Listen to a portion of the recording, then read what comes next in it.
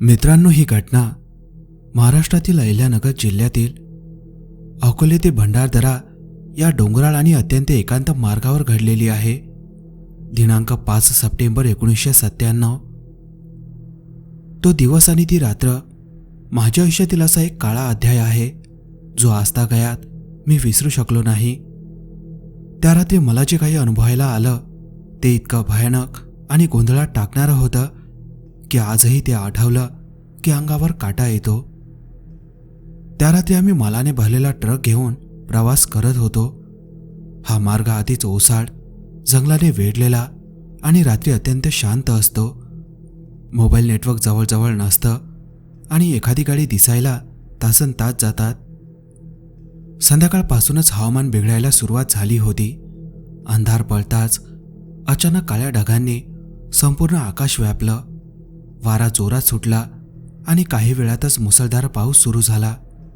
मुसळधार पावसामुळे मला तात्काळ ट्रक थांबवावा लागला. ट्रकला ब्रेक लावून साईडला उभा केल्यानंतर आता पाऊस थांबण्याचीच वाट पाहण्याशिवाय दुसरा पर्याय नव्हता. जवळजवळ 2 ते 3 तासांनी ते ढग बरसून निघून गेले. पाऊस थांबल्यानंतर आम्ही पुन्हा प्रवास सुरू करायच्या तयारीत होतो. मी ट्रक स्टार्ट करण्याचा प्रयत्न केला, पण ट्रक काही केल्यास सुरू होईना. अचानक कोणतीही खराबी आली होती ते मला कळत नव्हतं. त्यावेळी ट्रक खाली उतरून तपासणी करण्याशिवाय माझ्याकडे दुसरा कोणताही पर्याय नव्हता. माझ्यासोबत असलेला सुशील अजून झोपेतच होता.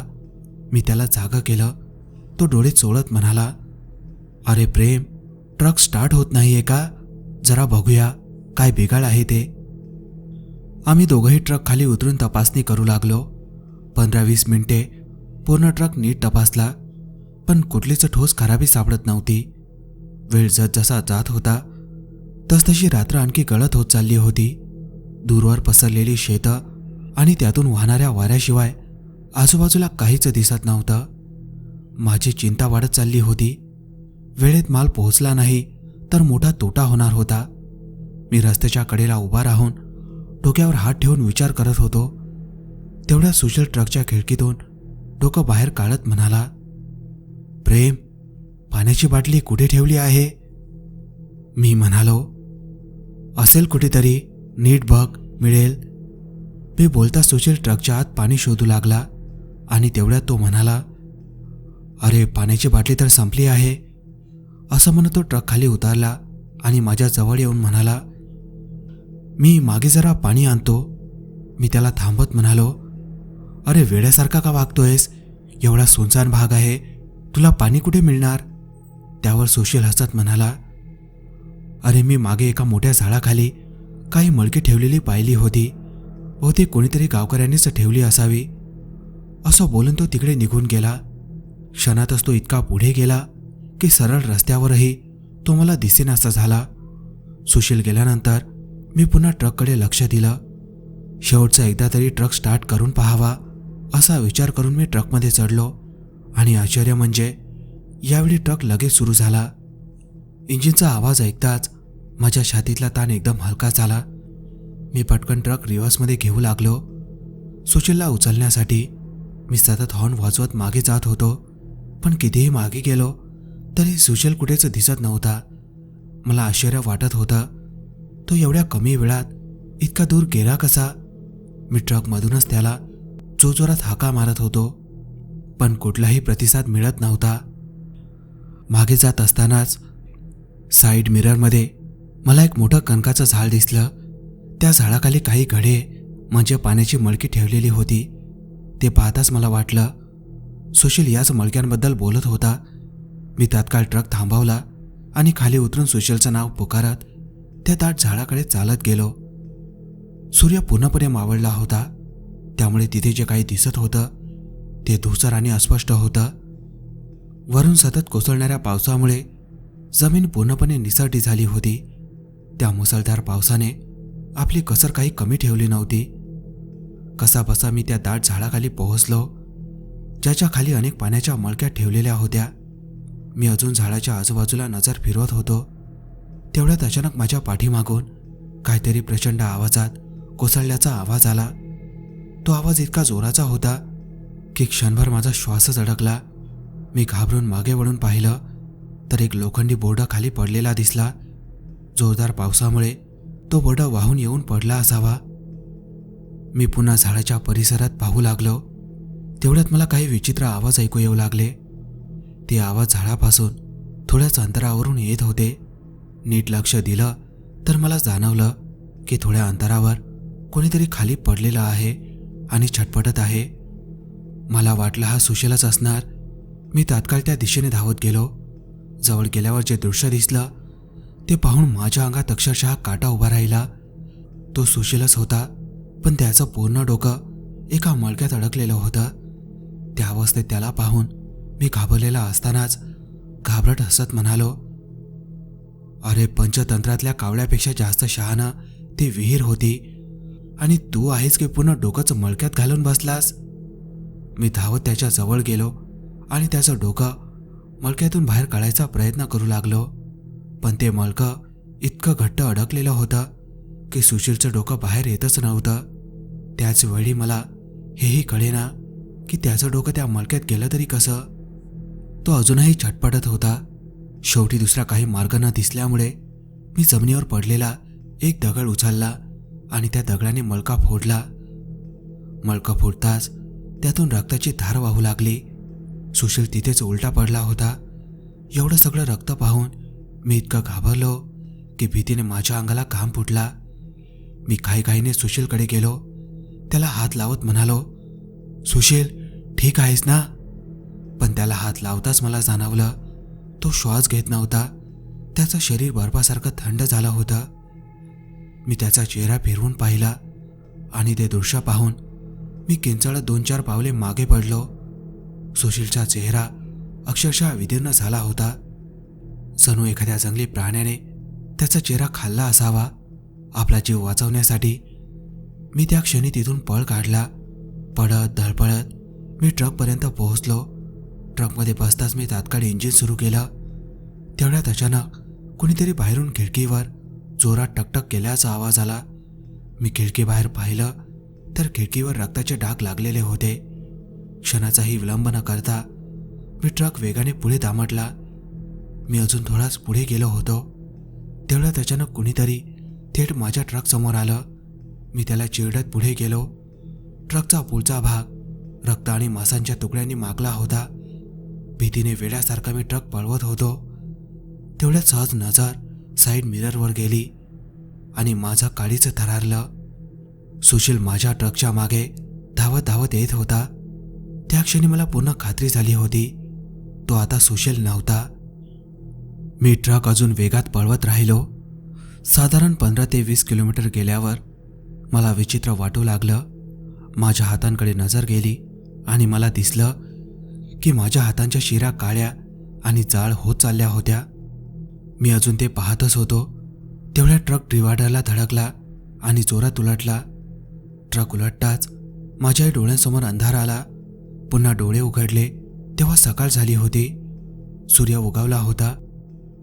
मी एका झाडाखाली जमिनीवर पडलेलो होतो. मी उठून बसलो तर माझ्या आजूबाजूला बरेच लोक जमा झाले होते. सगळे मला अतिशय विचित्र नजरेने पाहत होते. तेवढ्या त्या गर्दीत बसलेला एक वृद्ध माणूस माझ्या जवळ आला आणि म्हणाला, हायवेच्या कडेला झाडाखाली ठेवलेल्या मांसाच्या मळक्यांना तू काही नुकसान केलं आहेस का? मळके हा शब्द ऐकताच मी हादरलो. मी त्याला म्हणालो, हो, माझ्या मित्राचं डोकं त्या मळक्यात अडकलं होतं. त्याला बाहेर काढण्यासाठी मी मळकं फोडलं. पण तुम्हालाही कसं कळलं? त्यावर त्या वृद्धाने माझ्या हातावर हात ठेवत शांतपणे म्हटलं, तुझ्या हातांवरील या काळ्या जाड झालेल्या शिरा पाहिल्यास का? ते मळकं फोडून तू तुझ्या प्राण्याची किंमत मोजली आहेस. काही दिवसात तुझ्या शरीरातील सगळ्या शिरा इतका काळ्या आणि जाळ होतील की त्या जणू गोठून जातील आणि शेवटी तुझा मृत्यू होईल. त्या बाबांच्या या शब्दांवरून मला स्पष्ट समजलं की त्या मळक्यांबद्दल त्यांना सगळं काही माहिती होतं. त्यामुळे माझ्या मनात एक आशा निर्माण झाली. या बाबांकडे नक्कीच काहीतरी उपाय असेल. मी ताबडतोब त्यांच्या पायांवर पडत म्हणालो, बाबा, आमच्याकडून नकळत मोठी चूक झाली आहे. कृपया काहीतरी मदत करा. मला मरायचं नाही. त्यावर बाबा शांतपणे म्हणाले, मी काही करू शकत नाही, पण ज्याने ते मांसाचे मळके तयार केले आहेत तोच तुला वाचवू शकतो. हे ऐकताच मी अस्वस्थ होत विचारलं, तो कोण आहे आणि मला तो कुठे भेटेल? बाबा म्हणाले, या गावाच्या पुढे एक गाव आहे, शिकारपूर. ते गाव पूर्णपणे ओस पडला आहे. तिथे कोणीही राहत नाही. फक्त तो मांसाचे मळके बनवणारा माणूस सोडून तोच तुझी मदत करू शकतो. पण त्याला राजी करणं सोपं नसेल. मी तेवढं ऐकताच त्याच क्षणी निघायचा निर्णय घेतला. पण बाबांनी मला थांबत सांगितलं. तो फक्त रात्रीच त्या गावात भेटतो. म्हणून मी थांबलो. रात्र होताच मी निघालो. 3 ते 4 तास पायी चालल्यानंतर अखेर मी शिकारपूरला पोहोचलो. संपूर्ण गावावर एक विचित्र शोककळा पसरलेली होती. गाव पूर्णपणे ओस पडलं होतं, पण तरीही असं वाटत होतं की त्या घरांमध्ये कुणीतरी आहे आणि ते खूप दुःखी आहे. मी त्या मळक्या बनवणाऱ्या माणसाचा शोध घेत घेत गावाच्या शेवटच्या टोकांपर्यंत आलो. तो अजूनही मला दिसत नव्हता. मी आधीच खूपच थकलेलो होतो आणि शरीरातील काळ्या होत चाललेल्या शिरांमुळे अशक्तपणा जाणवत होता. तेवढ्यात मला आसपास कुठेतरी आवाज ऐकू येऊ लागला. तो आवाज असा होता जणू कोणीतरी जमीन खोदत होतं. मी त्या आवाजाचा माग काढत पुढे गेलो. तिथे मला एक माणूस दिसला. तो जमिनीत काहीतरी पुरत होता. त्याला पाहताच मला कळून चुकलं, हाच तो आहे. मी जवळ गेलो तेव्हा माझं लक्ष जमिनीवर पडलेल्या मांसांच्या ढिगाऱ्यांकडे गेलं. तो माणूस मांसालाच मातीसारखं खोदत पुरत होता. ते दृश्य पाहून मला समजलं की बाबा त्याला मांसांच्या मळक्याचा निर्माता असं का म्हणत होते. माझी हिंमत होत नव्हती त्याला हाका मारायची, पण माझ्याकडे दुसरा पर्यायही नव्हता. शेवटी मी कापऱ्या आवाजात म्हणालो, भाऊ, जरा ऐकशील का? माझा आवाज ऐकताच तो माणूस माझ्याकडे वळला. त्याचा चेहरा पाहताच मला जाणवलं तो खूप दुःखी होता. त्याचा उतरलेला चेहरा आणि डोळ्यांमधील वेदना सगळं काही सांगत होती. मी काही बोलायच्या आधीच तो अचानक रडू लागला आणि म्हणाला, इतक्या वर्षानंतर मी एखाद्या जिवंत माणसाला इतक्या जवळून पाहतोय. त्याचे हात अजूनही रक्ताने माखलेले होते. तो दिसायला भयानक नव्हता, पण त्याच्या शब्दांमध्ये खोल वेदना होत्या. मी धीर एकवटून त्याला माझी सगळी हकीकत सांगितली. माझ्या हातांवरील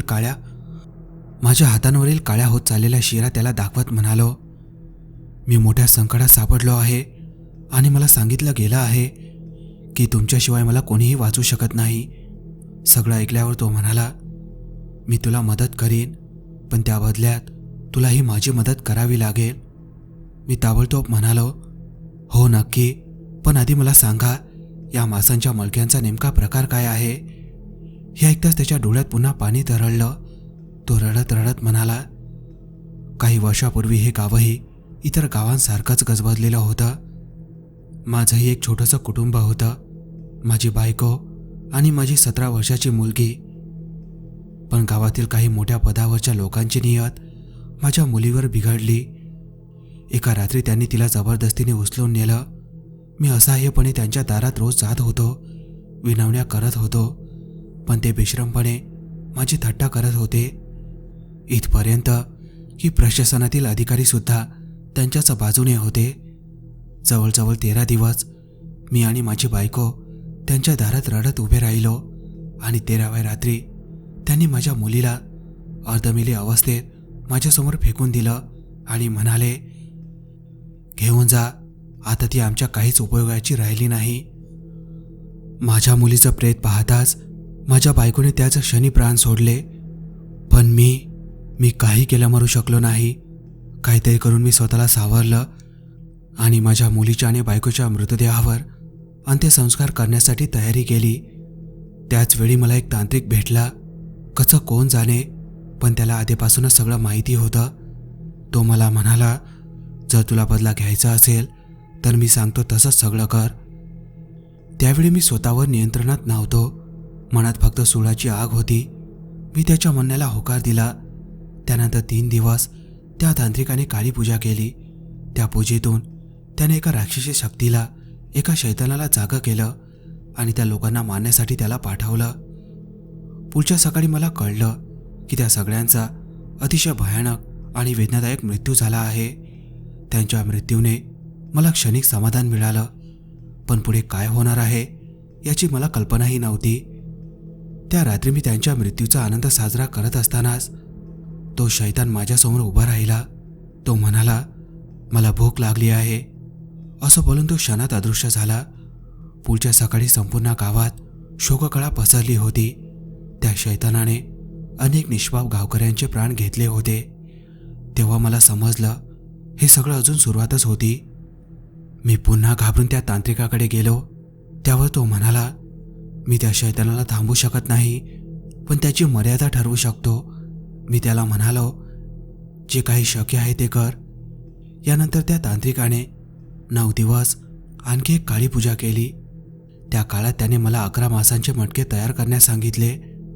9 दिवस पूर्ण झाल्यावर त्याने ती 11 मडकी वेगवेगळ्या ठिकाणी ठेवायला लावली. त्यानंतर त्या शैतानाची शक्ती फक्त त्या मडक्यांपुरतीच मर्यादित झाली. जो कोणी माणूस त्या मडक्यांच्या खूप जवळ जायचा तो मडका त्याला गिळून टाकायचा. इतकं सांगून तो तांत्रिक थांबला. त्याने काहीतरी पिण्यासाठी घेतलं आणि मला देखील एक निळसर द्रव दिलं. तो म्हणाला, आता मला तुझ्या सूचनांनुसार सगळं करावं लागेल. तुला कोणत्याही प्राण्याचा आवाज चालणार नाही. एखाद्या प्राण्याला मारून त्या 11 मडक्यांमध्ये मांसाचा एक एक तुकडा टाकायचा. हे सगळं झाल्यानंतर या दिशेने कधीही परत फिरकू नकोस. त्याच्या या शब्दांनी मी अक्षरशः हादरून गेलो. स्वतःचा जीव वाचवण्यासाठी मी दुसऱ्याचा जीव कसा घेऊ? पण माझ्याकडे दुसरा पर्याय नव्हता. नाईलाजाने नको असतानाही मी त्याने सांगितलेलं सगळं केलं. सूर्योदय होण्याआधीच मी त्या ठिकाणापासून खूप दूर निघून गेलो. हळूहळू माझं आयुष्य पुन्हा सामान्य होत गेलं, पण ती घटना कधीच माझ्या मनातून पुसली गेली नाही. नंतर माझ्या ऐकण्यात आलं की त्या रात्री मारले गेलेले सगळे लोक अत्यंत दुष्ट, गुन्हेगारी आणि शोषण करणारे होते. त्यानंतर मी त्या जागेकडे कायमची पाठ फिरवली. आज माझं आयुष्य बाहेरून पाहता सगळं ठीक चाललं आहे, पण त्या रात्रीचा अंधार अजूनही माझ्या आत जिवंत आहे.